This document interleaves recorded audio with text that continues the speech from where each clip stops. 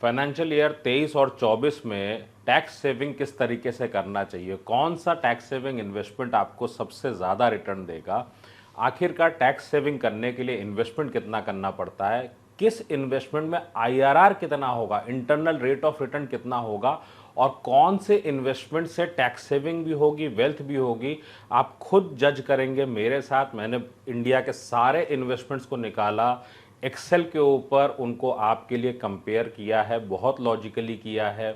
10% पे, 20% पे, 30% पे आपके लिए क्या क्या इम्पैक्ट होता है, ये डिटेल में डिस्कस करूंगा इंडिया के सभी इन्वेस्टमेंट्स के साथ इस वीडियो में।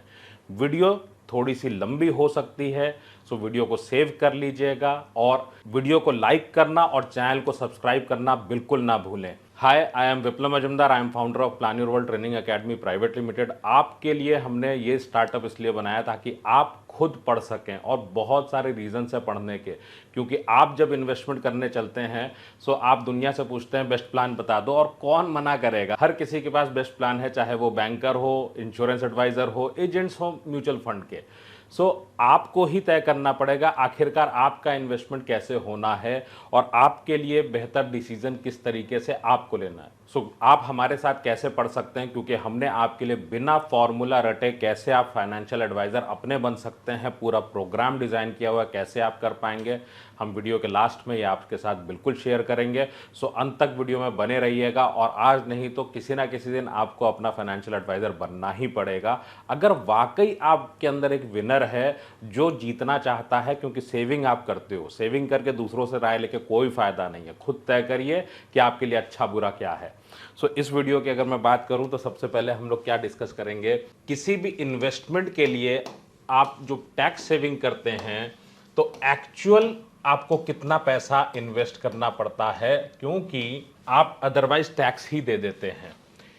इन्वेस्टमेंट स्कीम्स कौन कौन सी हैं, सो स्कीम्स के ऊपर बात करेंगे हम, उनका टाइम पीरियड कितना है, सो टाइम पीरियड पे बात होगी हमारी, उनसे रिलेटेड कुछ एक में रिस्क है, सो रिस्क के ऊपर भी बात होगी हमारी, और साथ में कुछ आपके साथ इम्पॉर्टेंट टिप्स की भी बात करूंगा ताकि आप वेल्थ क्रिएशन भी साथ में कर सकें। सो इसके लिए हम चलते हैं अपनी एक्सेल के ऊपर। जैसा कि आप देख पा रहे हैं, दिस इज टैक्सेबल मनी। आप अगर ओल्ड रिजीम में है तभी ये आपके ऊपर इम्प्लीमेंट होता है, अगर आप न्यू रिजीम में है इससे आपका कोई वास्ता नहीं। आप देखने के लिए, स्टडी करने के लिए चाहते हैं, देख सकते हैं। दूसरी बात, आपके घर में जितने भी मेंबर्स हैं उनका, अगर आपकी वाइफ का ओल्ड रिजीम में है या आपका ओल्ड रिजीम में है, then also it is beneficial for you. So सबसे पहले हमने देख लिया 1.5 लाख रुपए की हमें टैक्स सेविंग का बेनिफिट मिलता है, हमने टैक्स सेविंग 1.5 लाख का ले लिया। So in this video we are discussing about tax saving investments, दूसरे किसी भी सेक्शन की हम बात नहीं कर रहे हैं। सो हमने ले लिया इनकम टैक्स रेट 10% का, 20% का, 30% का। अब ये टेबल हमें क्या बताती है? ये टेबल बताती है कि इनकम टैक्स आपका आया 15,000 रुपये, 30,000 रुपये, 45,000 रुपये। सेस की बात करूं तो 4% का सेस है। टोटल टैक्स सेविंग पे आ जाऊं तो 15,600 रुपया की टैक्स सेविंग यहाँ पे आप कर सकते हैं बिकॉज ऑफ दिस सेस, और प्लस जो 15,000 डायरेक्ट। सो अगर आप 20% के ब्रैकेट में हैं तो 31,200 रुपये का टैक्स बच रहा होगा। अगर आप 30% के स्लैब में हैं then you are saving 46,800 rupees by investing 1,50,000 rupees in total actual investment. So हम इसको कैसे देखते हैं कि अगर आप ये इन्वेस्टमेंट नहीं करते हैं तो बेसिकली ये अमाउंट आपको पे करना पड़ जाता है। सो एक्चुअली आप इन्वेस्ट कितना करते हैं, क्योंकि इन एनी केस ये 15,600, 31,200 या 46,800 आप देते ही भारत सरकार को टैक्स के तौर पे, इनकम टैक्स डिपार्टमेंट को। Actual investment is 1,34,000। 20% के केस में इट इज 1,18,800 एंड 30% के केस में इट इज 1,03,200 रुपीज ओनली। सो ये आपके लिए हो गया एक्चुअल इन्वेस्टमेंट। सो इसको आप पेपर पे नोट कर सकते हैं बिकॉज आपको इन्वेस्टमेंट करते वक्त इन बातों का ध्यान रखना चाहिए। देन हम बात करेंगे यहाँ पे अलग अलग इन्वेस्टमेंट्स पे हमारे कितने इन्वेस्टमेंट के ऑप्शंस हैं और हमारे साथ क्या क्या चीज़ें हमारे पास में हैं ऑप्शन के तौर पे। यहाँ पे मैं आसानी के लिए थोड़ा सा इसको फ्रीज कर देता हूँ। सो हमारे पास जो जो ऑप्शंस हैं, हमारे पास है पीएफ, हमारे पास में है ईपीएफ, जीपीएफ, डीएसओपी, डिफेंस में अगर आप हैं तो सीपीएफ भी आपके पास में हो सकता है, देन पोस्टल का एनएससी हो सकता है, लाइफ इंश्योरेंस प्रीमियम हो सकता है, investment in Sukanya Samriddhi account हो सकता है, यूलिप्स हो सकते हैं लाइफ इंश्योरेंस कंपनीज के, ईएलएसएस हो सकता है, sum paid to purchase a deferred annuity, so pension plan हो सकता है। ये आसान भाषा में इसकी अगर मैं बात करूं तो this is pension plan. Tax saving deposit आप हो सकता है, ये एसबीआई का हो, बैंक का हो, किसी भी शेड्यूल्ड बैंक का हो। सीनियर सिटीजन्स के लिए अगर जाते हैं तो इनका इंटरेस्ट रेट अलग दिया है। Senior citizen savings scheme, again ये यहाँ पे 5 साल का प्रोडक्ट है, बट अगर आप टैक्स सेविंग के एंगल से बोलें तो 1 साल बाद आप इसको निकाल भी सकते हैं, इसको याद रखिएगा इस बात को। देन आपके पास में जो पीरियड है दैट इज 15 ईयर्स। यहाँ पे ईपीएफ, डीएसओपी ये वगैरह ये सब आपके रिटायरमेंट के साथ ही चलेंगे, बीच बीच में किसी अलग प्रोविजन के लिए आप पैसे निकाल सकते हैं। बट एनएससी 5 साल के लिए, लाइफ इंश्योरेंस प्रीमियम 5 साल के लिए, इन्वेस्टमेंट सुकन्या समृद्धि 15 साल के लिए।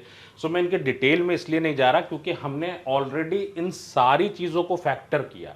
सो फैक्टर करते हुए आपके लिए रेलेवेंट बनाया है। सो आप इसको देख सकते हैं, पूरे स्क्रीन को आपके सामने है। सो वी हैव कंसीडर्ड कि पीरियड क्या है, रेट ऑफ रिटर्न क्या है, इंटरेस्ट इज टैक्सेबल और नॉट, देन आप देखेंगे वैल्यू आफ्टर 5 ईयर्स क्या होगी। सो मिनिमम टाइम पीरियड जो है वो ELSS equity linked saving scheme जो म्यूचुअल फंड की होती है उसका टाइम पीरियड मिनिमम होता है। सो हमने यहाँ पे जितने भी कैलकुलेशंस किए हैं वो 5 साल पे किए हैं आपके लिए।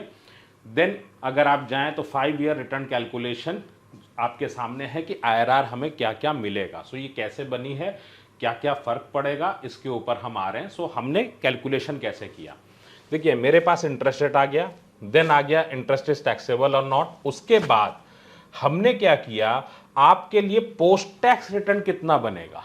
सो आप अगर 10% के स्लैब में है तो आपको मैच्योरिटी पे कितना रुपया मिलेगा। सो आपने 1.5 लाख जमा किया, आपको पीपीएफ पे 2,11,000 रुपए मिल गए 5 साल के बाद। ये बात अलग है कि आपका 15 साल के टेन्योर पे ही होगा, हम सिर्फ वैल्यू की बात कर रहे हैं। सो आप निकाल नहीं सकते, यहाँ पे 2,11,000, यहाँ पे भी। So it is tax free. PF पे जाते हैं तो भी आपके सामने आ गया 2,21,000। सो एनएससी पे आप जाते हैं, इट इज टैक्सेबल। तो एनएससी पे आप देख सकते हैं 10% में है तो 2,09,000, 20% पे है 2,02,000, 30% पे है 1,95,000 रुपीज़। सो जितने भी लोग एनएससी कराते हैं वो देख लीजिए ध्यान से। लाइफ इंश्योरेंस प्रीमियम, अगेन अगर आप इंश्योरेंस ले रहे हैं तो अलग बात है, टर्म प्लान अगर ले रहे हैं तो याद रखिए लाइफ इंश्योरेंस के अंदर में जो रिटर्न है हमने जो लिया है 5%, इट कैन गिव यू 3 और 4% ऑल्सो। सो ये 3 और 5-4% का रिटर्न भी आपको दे सकता है। सो इस बात का भी ध्यान रखिए। टैक्स सेविंग करने के लिए कभी भी लाइफ इंश्योरेंस में मत करिए, वेल्थ क्रिएट करने के लिए लाइफ इंश्योरेंस में मत करिए। ऑल्दो मैंने सोचा था कि लास्ट में ही बात करेंगे, लेकिन चूंकि ये इतना बड़ा वेल्थ किलर है, आपकी लाइफ में इतना नुकसान देता है कि जिसकी वजह से बच्चों को कॉम्प्रोमाइज़ करना पड़ता है। एज ए फादर आप तो अपनी पूरी जिम्मेदारी निभाते हैं, सेविंग पूरी करते हैं, बट एज ए फादर आप क्या बर्दाश्त कर सकते हैं कि बच्चों को कॉम्प्रोमाइज़ करना पड़े। और अगर आप हमारे रेगुलर व्यूअर हैं सो आपको पता होगा कि इन्फ्लेशन से ज़्यादा रिटर्न नहीं बनाया तो आपने नुकसान ले लिया। सो सेफ्टी इस बात में है कि आप इन्फ्लेशन के साथ रिटर्न बनाएं, सिंपल एकदम post tax. Then Sukanya Samriddhi plan की बात करें तो 8.2% का रिटर्न है, this is tax free. So again it is a good investment. ULIPs की बात करूं तो ये आपको दे रहे हैं, आपके सामने है, 8% हमने लिया है इसके ऊपर में, बट भरोसा मत करिएगा। जब हमारे पास ऑप्शन है यूलिप और म्यूचुअल फंड तो definitely I will go for mutual fund in that case. So ELSS की बात करूं हमने 12% लिया है, आप 12 से लेकर के 15% कुछ भी ले सकते हैं इसके अंदर में। सो 10% भी मान सकते हैं क्योंकि टाइम पीरियड पे है। सो रिस्क एक इन्वॉल्व होता है रिटर्न से रिलेटेड। देखिए कोई भी टैक्स सेविंग इन्वेस्टमेंट आप कर रहे हैं, अगर वेल्थ के साथ उसको जोड़ रहे हैं तो आप अगर 5 साल बाद आपको दिखता है बाजार नीचे है, आप वेट कर लीजिए 1-2 साल। सो वो आपको बहुत ज़्यादा रिटर्न दे जाएगा। आपको ईएलएसएस के अंदर में एक अच्छा रिटर्न मिल सकता है। पेंशन प्लान, अगेन अगर आपका पर्पस रिटायरमेंट है या टैक्स सेविंग है, दोनों ही कंडीशन में pension plan, deferred pension plan must be avoided. ये बात ध्यान रखिएगा क्योंकि अगेन जब आप एक्यूमुलेशन फेज में इस पैसे को बनाने की कोशिश करते हैं तो ये बहुत नुकसान देता है, इन्फ्लेशन से काफ़ी नीचे का पैसा देता है। आप अगर देखेंगे पेंशन प्लान्स के जब ऐड आते हैं तो वो ये बोलते हैं कि आप एक स्टार्टअप बनाओ, आप पैसा इकट्ठा करो, आप पैसा इन्वेस्ट करो, भविष्य में एक बड़ी चीज़ बनाओ। जबकि सच्चाई ये है कि वो महंगाई से भी पैसा घटा के देते हैं और सिर्फ झूठा वादा है। सिंपली इस बात को ध्यान रखिए। So don't buy pension plan. Tax saving fixed deposit, so अगर आप सीनियर सिटीजन नहीं है तो 6.5%, अगर सीनियर सिटीजन है ये मैच्योरिटीज़ आपके पास में हैं, टैक्सेबल होता है। याद रखिए senior citizen savings scheme, again इसके अंदर में आपको रेगुलर इनकम मिलती रहती है। सो इसको आप अलग से जोड़ सकते हैं, बट हमने यहाँ पे इसको कंपाउंडिंग में वैल्यू लेके चले हैं। सो वैल्यू के हिसाब से हमने यहाँ पे रख दिया। अब इशू क्या है हमारे सामने, अगर आप सीनियर सिटीजन हैं सो आपके लिए मेरी एक सलाह ये होगी कि आप उस केस में सीनियर सिटीजन सेविंग्स स्कीम में जा सकते हैं, क्योंकि इससे जो इनकम आती है, इनकम भी आ रही है आपकी और टैक्स सेविंग भी हो जाती है। अगर आपने कैलकुलेट कर लिया ये आपकी लाइफ में फिट होता है तो देन इसमें अगर मैं देखूं कि यहाँ पे हमने उन्हें वैल्यू की बात की, अब हम लोग बात करते हैं इसके कैलकुलेशन की, रिटर्न की कैलकुलेशन की। सो इट इज़ IRR, ये बेस्ड है IRR के ऊपर, ये बेस्ड है जो हमें एक्चुअल रिटर्न मिला। तो यहाँ पे ध्यान रखिए हमने एक एक्चुअल इन्वेस्टमेंट जो किया, इसके कैलकुलेशन में हमने क्या किया, जो एक्चुअल आपने इन्वेस्टमेंट किया है हमने उस वैल्यू को लिया, टैक्सेबल अमाउंट को हटा दिया है क्योंकि वो वैसे भी पेएबल था। तो एक्चुअल इन्वेस्टमेंट के हिसाब से जब हमने कंपैरिजन किए तो हमको अलग अलग इन्वेस्टमेंट से अलग अलग रिटर्न मिले। सो PPF का आपके सामने है, NSC है आपके सामने, PF आपके सामने, सुकन्या आपके सामने है, इंश्योरेंस, सो सारे हैं आपके सामने। हमने आपकी आसानी के लिए इसको हाईलाइट किया है। सो हाईलाइट करते वक्त आप अगर नोटिस करें ELSS का जो पोस्ट टैक्स रिटर्न है that is highest for 30% people. जब 20% के लोगों की बात करता हूं तो उनके केस में भी ELSS सबसे ज़्यादा दे रहा है, जो 10% पे हैं उनके लिए भी ELSS सबसे ज़्यादा दे रहा है। बट याद रखें 10% वाले लोग, आपको शायद टैक्स सेविंग इन्वेस्टमेंट करने की ज़रूरत ही नहीं है। आपके जीवन में बहुत सारे इन्वेस्टमेंट्स ऐसे होते हैं जो अपॉर्चुनिटी आती हैं कभी कभी और उसमें आपको लिक्विड पैसे की ज़रूरत पड़ती है। सो आप अगर यंग एज में हैं, आपके पास में बहुत सारी अपॉर्चुनिटीज़ सामने आ सकती हैं, सो आपको लॉक इन प्रोडक्ट में नहीं जाना चाहिए। अगर आपके पास सरप्लस है, सेविंग्स हैं, तो आप इसको ज़रूर कर सकते हैं। देन जब हम देखते हैं सुकन्या, तो सुकन्या स्कीम का रिटर्न सबसे ज़्यादा है, 30 वालों के लिए भी, 20 वालों के लिए भी, और आपका जो 10% पे हैं उनके लिए भी। देन उसके बाद नंबर आता है आपका PF का। सो अगर PF आपके पास में है तो आप PF में इसको कर सकते हैं, NPS में भी कर सकते हैं।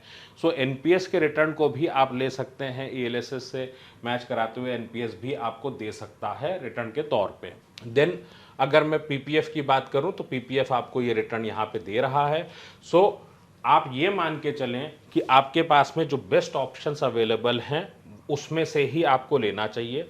अब बात उठती है कि वेल्थ क्रिएशन कैसे होगा और कुछ टिप्स की बात आती है। फ्रेंड्स, जब हम जीवन में टैक्स सेविंग की बात करते हैं तो याद रखिए न्यू रिजीम आपके सामने है, भविष्य हो सकता है न्यू रिजीम ही हो। आज की डेट में default mode is new regime. So old regime को ध्यान में रख के कोई भी इन्वेस्टमेंट ऐसा लॉन्ग टर्म में मत कर लीजिए जिससे हो सकता है कल को आपको असुविधा हो, अगर सिर्फ न्यू रिजीम ही सच्चाई हो जाए आज से 5-7 साल 10 साल के अंदर। दूसरी बात यह आती है कि अगर आपके पास जब ऑप्शन है कि आप बच्चों की ट्यूशन फीस को क्लेम कर सकते हैं तो पहले इसका फ़ायदा उठाइए। अगर ये आपके लिए टैक्स सेविंग पूरा कर दे रहा है तो फिर बाकी कुछ सोचने की ज़रूरत नहीं है। दूसरा, आपके पास में PF हो गया, आपके पास में ट्यूशन फीस हो गया, आप इससे चल सकते हैं आराम से। जितने बिजनेसमैन हैं वो अपनी लिए देखना चाहते हैं तो वो भी इस मोड को यूज़ कर सकते हैं। Then principal repayment of home loan, ये भी आपका पूरा कवर होता है 1.5 लाख तक जब आप बात करते हैं टैक्स सेविंग इन्वेस्टमेंट की। सो प्रिंसिपल से अगर हो जाए तो भी टैक्स सेविंग मत करिए। अब बात उठती है हमारी वेल्थ क्रिएशन की। फ्रेंड्स, बहुत छोटी छोटी चीज़ें हैं वेल्थ क्रिएशन से रिलेटेड। जब वेल्थ क्रिएशन की बात करते हैं, वेल्थ क्रिएशन ना अपने आप में कोई एक दिन का प्रोसेस नहीं है। हम लोग अगर इंडिया में बात करें, हम लोग सनातन धर्म में दिवाली के बाद वाले दिन हम लोग जुआ खेलने का एक ट्रेडिशन है। आपने कितने लोगों को देखा कि उन्होंने उसमें वेल्थ बना ली, फन के लिए है। आपने टैक्स सेविंग किया, क्या इसका वेल्थ क्रिएशन से कोई बहुत लेना देना है? आपको वेल्थ क्रिएट अगर करनी है तो अपने सारे रिसोर्सेज को प्रॉपरली इन्वेस्ट करने की ज़रूरत पड़ेगी। और अगर आप मिडिल क्लास से हैं तो आपके लिए गोल वाइज चलना सबसे ज़्यादा अक्लमंदी का काम है, क्योंकि रिटर्न बनाना और वेल्थ क्रिएट करना दोनों में ज़मीन आसमान का डिफरेंस है आपके एंगल से। देन एक पॉइंट उठ के आता है कि जब आप ईएलएसएस को चुनेंगे तो आपको ज़्यादा मैच्योरिटी तब आएगी जब आप उसके अंदर में डायरेक्ट प्लान से चलेंगे, क्योंकि कमीशन की अगर मैं बात करूं तो कमीशन में बहुत नुकसान होता है। मैं एक वीडियो इसके ऊपर लाने वाला हूं कि कमीशन आप कितना देते हैं किसी भी प्रोडक्ट को, जब आप एडवाइस लेते हैं किसी से तो उसकी कॉस्ट कितनी होती है, आप शायद यकीन ना कर पाएँ। It is 50% of your wealth. 60 की उम्र में अगर आपके पास 2 करोड़ रुपए है, आप अपने आप इसको प्लान करेंगे तो आपका थोड़ी किसी कंपनी से टारगेट सेट है। हाउ एडवाइजर्स सजेस्ट, उनके पास जो होगा वही देंगे। आपके लिए क्या चीज़ ज़रूरी है, एनालिसिस करके जो आपके लिए सही हो। सो यहाँ पे एक पॉइंट और उठता है, जब मैं एनपीएस की बात करता हूँ 50,000 का आपको एडिशनल एक बेनिफिट मिलता है आप एनपीएस में इन्वेस्ट करते हैं। तो आपको वो तभी लेना चाहिए जब आपने प्रॉपरली अपनी रिटायरमेंट प्लानिंग का कंपैरिजन कर लिया हो। अगर आपने नहीं किया है तो सीधे आंख बंद करके एनपीएस में इन्वेस्ट मत कर दीजिए, क्योंकि उसके बहुत सारे टर्म्स एंड कंडीशंस हैं जो आपको ध्यान में रखनी पड़ेगी। और रिटायरमेंट प्लानिंग के लिए सबसे इंपॉर्टेंट पार्ट क्या होता है कि आपको इनकम प्लान करने की ज़रूरत है। रिटायरमेंट प्लानिंग में हम कोई प्लान लेकर के काम नहीं कर सकते। इंडिया में कोई भी ऐसा प्लान नहीं है जो आपको सफिशिएंट इनकम दे, क्योंकि 60 की उम्र में आप क्या कर रहे होंगे। आप सोचिए 59 की एज पे जब मैं लोगों को देखता हूँ तो वो एक ही चीज़ सोच रहे होते हैं कि 60 की उम्र से उनकी इनकम कैसे आएगी। अगर आप मेरे यूट्यूब कमेंट्स में भी देखेंगे तो लोग क्या लिखते हैं कि मुझे पैसा मिलने वाला रिटायरमेंट का, इसको कैसे लगाऊं कि एक अच्छी इनकम मिले। आज अगर आप प्लान लेने की बात करते हैं तो इट्स रॉन्ग। आपको इनकम को ही प्लान करना चाहिए। सो ये वीडियो आपको कैसी लगी आप ज़रूर बताइएगा। और अगर आपको अपनी वेल्थ बनानी हो, आपको अपने रिटायरमेंट की इनकम बनानी हो, आपको लगता है कि आप सेविंग करते हो तो आप ही सबसे अच्छे तरीके से इन्वेस्ट कर सकते हो। लगातार आप दूसरों से राय लेते हो, आपको सही राय की ज़रूरत है, क्योंकि वो आप ही पढ़ के कर सकते। 17 सालों में जो 15,000 से ज़्यादा फैमिलीज़ का एक्सपीरियंस है, उसके साथ मैंने इस प्रोग्राम को डिज़ाइन किया है कि आप बिना फॉर्मूले के आप इसको पढ़ सकें, आप जान सकें कि कौन कौन से गलत इन्वेस्टमेंट्स हैं जो आपकी वेल्थ को इरोड कर देंगे, कौन कौन से ऐसे इन्वेस्टमेंट्स हैं जो आपकी लाइफ में ज़रूरत है, आपकी सेविंग्स को आप कैसे प्लान करें, 5 से 7 साल में फाइनेंशियली फ्री कैसे हो सकते हैं। वरना आप अपने ऑफिस में, अगर आप प्राइवेट में जॉब में हैं, आप अपने ऑफिस में चेक करिए आपके बॉसेस के पास क्या उनका रिटायरमेंट का पैसा पूरा है, नहीं होता। 95% people in India don't have retirement solution. Any solution is not there. सो ऐसा कोई इन्वेस्टमेंट ही नहीं है जो आपको इन्फ्लेशन से ज़्यादा दे दे। सो आपको खुद ही पहचानने पड़ेंगे और उसको कैसे बनाना है। You can discuss it with me in the live session. Third day we discuss कि अगर आप 5-7 साल में फाइनेंशियली फ्री होना चाहते हैं तो what should be the discipline approach. तो links are in the description, और आप चाहें तो planyourworld.com वेबसाइट से भी ले सकते हैं। और ये वीडियो कैसी लगी कमेंट करके ज़रूर बताइएगा, ताकि अच्छे अच्छे वीडियोस आपके लिए ऐसे लाते रहूं। और अपना फाइनेंशियल प्लानर बनने के लिए स्टार्ट लर्निंग इमीडिएटली।